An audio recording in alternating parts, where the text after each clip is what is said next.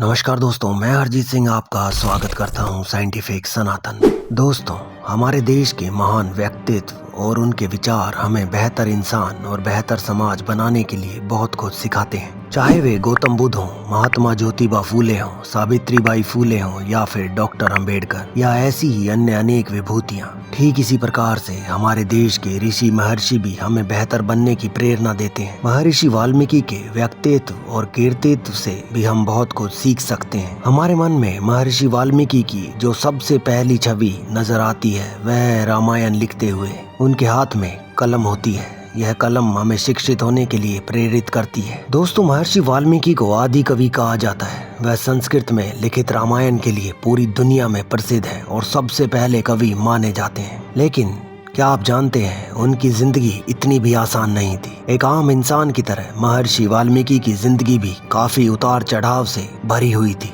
लेकिन उन्होंने अपनी जिंदगी को किस तरीके से संवारते हुए एक ऐसे मुकाम पर ले जाकर खत्म किया जो कि पूरी दुनिया के लिए प्रेरणा स्रोत है। आम लोग उनकी जिंदगी से बहुत कुछ सीख सकते हैं, क्योंकि ऐसी ही घटनाएं आम लोगों के जीवन में आज भी घटित हो रही हैं। तो दोस्तों, आइए जानते हैं आज महर्षि वाल्मीकि के बारे में कुछ ऐसी ही बातें जो उनकी महर्षि की उपाधि को सच साबित करती हैं। लेकिन दोस्तों, उससे पहले चैनल को सब्सक्राइब जरूर कर दीजिए ताकि ऐसी ही रोचक जानकारियां हम आपके सामने लेकर आते रहें। दोस्तों, शिव पुराण में कहा गया है कि दयालु मनुष्य, अभिमान शून्य व्यक्ति, परोपकारी और जितेंद्रिय ये चार पवित्र स्तंभ हैं जो इस पृथ्वी को धारण किए हुए हैं। ऐसा प्रतीत होता है कि ये चारों गुण एक साथ मर्यादा पुरुषोत्तम राम के चरित्र में समाहित होकर पृथ्वी की धारण शक्ति बन गए हैं। राम के इन्हीं सद्गुणों को समाज के सामने लेकर आना और उसको इस तरीके से प्रस्तुत करना कि पूरे समाज के लिए राम एक आदर्श पुरुष बन गए।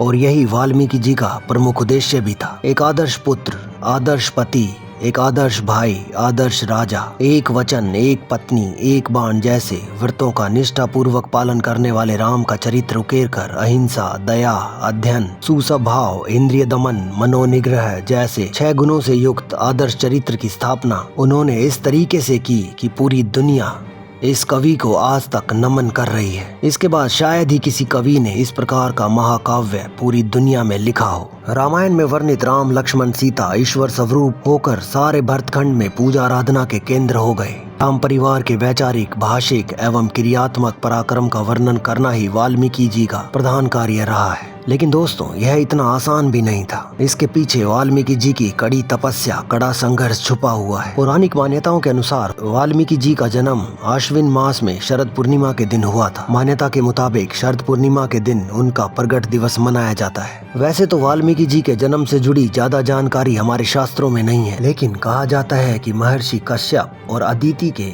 9वें पुत्र वरुण, जिनको कि आदित्य भी कहा जाता है, से इनका जन्म हुआ। इनकी माता चरशनी और भाई भृगु थे, जो कि आगे चलकर भृगु ऋषि के नाम से विख्यात हुए। वरुण का नाम प्रचेत भी है, इसलिए उन्हें प्राचेतस नाम से उल्लेखित किया जाता है। उपनिषद के विवरण के अनुसार यह भी अपने भाई भृगु की भांति परम ज्ञानी थे। महर्षि वाल्मीकि जी के लिए कहा जाता है कि उन्होंने राम का नाम जब जपना शुरू किया था तो वो राम राम ना कहकर मरा मरा कहते थे। राम का उल्टा नाम जपता देखकर एक बार नारद मुनि ने उनसे कहा, तुम मरा मरा ही जपो, तुम्हें राम अवश्य मिलेंगे। इसी तरह राम का नाम जपते जपते रत्नाकर तपस्या में लीन हो गए और उनके शरीर पर दीमकों ने बांबी बना ली। वह तपस्या में ऐसे लीन हुए कि दिन रात, माह और वर्षों का पता भी नहीं लगा। उनकी इसी तपस्या से खुश होकर ब्रह्मा जी ने दर्शन दिए। उनके शरीर पर दीमकों का पहाड़ बन गया था, इसलिए उनका नाम वाल्मीकि पड़ा, क्योंकि दीमकों के घर को वाल्मीकि कहा जाता है। इस नाम से पहले वाल्मीकि जी को रत्नाकर नाम से जाना जाता था। साथ ही ब्रह्मा जी ने ही वाल्मीकि जी को रामायण की रचना करने के लिए प्रेरणा दी थी।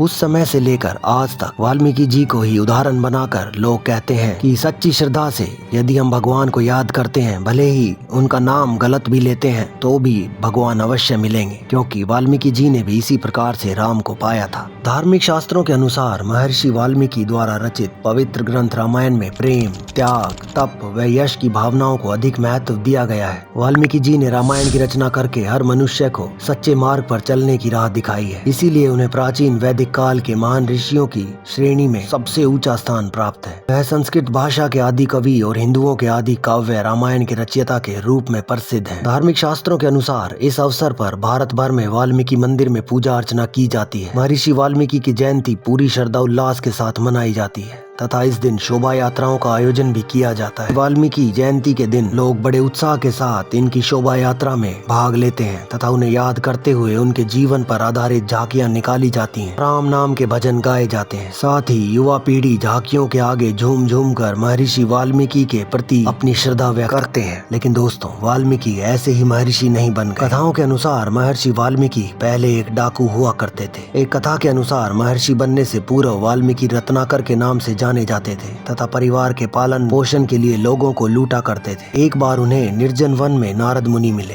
तो रत्नाकर ने उन्हें लूटने का प्रयास किया। तब नारद जी ने पूछा, तुम यह घटिया काम किस लिए करते हो? इस पर उन्होंने जवाब दिया कि अपने परिवार को पालने के लिए। इस पर नारद जी ने उनसे फिर प्रश्न किया, तुम जो भी अपराध करते हो और जिस परिवार के पालन के लिए तुम इतने अपराध करते हो, क्या वह तुम्हारे पापों का भागीदार बनने को तैयार होंगे? इस क्वेश्चन का आंसर जानने के लिए रत्नाकर नारद जी को पेड़ से बांधकर अपने घर चले गए। वहां जाकर जब उन्होंने अपने परिवार के सदस्यों से इस बारे में बात की, अपनी पत्नी से इस बारे में बात की, तो उन्होंने उनके पाप का भागीदार बनने को मना कर दिया। इसके बाद उनकी जिंदगी बदल गई। वो वापस लौट कर आए और नारद जी के चरण पकड़ लिए। तब नारद मुनि ने कहा कि हे रत्नाकर, यदि तुम्हारे परिवार वाले इस कार्य में तुम्हारे भागीदार नहीं बनना चाहते तो फिर क्यों उनके लिए यह पाप करते हो? इस तरह नारद जी ने उन्हें सत्य के ज्ञान से परिचित करवाया और उन्हें राम नाम के जप का उपदेश भी दिया, परंतु वह राम नाम का उच्चारण नहीं कर पाते थे। तब नारद जी ने विचार करके उनसे मरा मरा जपने के लिए कहा और मरा रटते रटते यही राम हो गया और निरंतर जप करते करते हुए वह ऋषि वाल्मीकि बन गए। उनके जीवन के रोचक किस्सों के अनुसार एक बार महर्षि वाल्मीकि नदी के किनारे क्रौच पक्षी के जोड़े को निहार रहे थे। वह जोड़ा प्रेमालाप में लीन था। तभी एक निषाद ने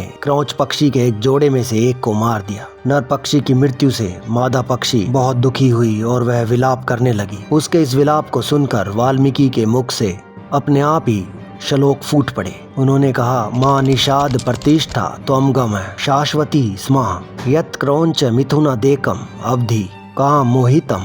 कहा जाता है कि यही श्लोक महाकाव्य रामायण का आधार बना। इस तरह वे रामायण के रचयिता बन गए। इसी के साथ साथ यह बात बहुत कम लोगों को पता है कि अपने महाकाव्य रामायण में उन्होंने अनेक घटनाओं के समय जैसे सूर्य, चंद्र तथा अन्य नक्षत्रों की स्थितियों का भी वर्णन किया है। इस बात से यह ज्ञात होता है कि वे ज्योतिष विद्या एवं खगोल विद्या के भी प्रकांड ज्ञानी थे। वाल्मीकि जी का सतयुग, त्रेता और द्वापर तीनों कालों में उल्लेख मिलता है, इसलिए भगवान वाल्मीकि को सृष्टिकर्ता भी कहते हैं। रामचरितमानस के अनुसार जब श्री राम वाल्मीकि आश्रम आए थे तो आदि कवि वाल्मीकि के चरणों में दंडवत प्रणाम करने के लिए वे जमीन पर डंडे की भांति लेट गए थे और उनके मुख से निकला था, तुम त्रिकालदर्शी मुनि ना था, विश्व बदर जिमी तुम्हारे हाथा। अर्थात आप तीनों लोगों को जानने वाले स्वयं प्रभु हैं। ये संसार आपके हाथ में एक बैर के समान प्रतीत होता है। महाभारत काल में भी वाल्मीकि का वर्णन मिलता है। जब पांडव कौरवों से युद्ध जीत जाते हैं तो द्रौपदी यज्ञ रखती है, जिसके सफल होने के लिए शंख का बजना जरूरी था,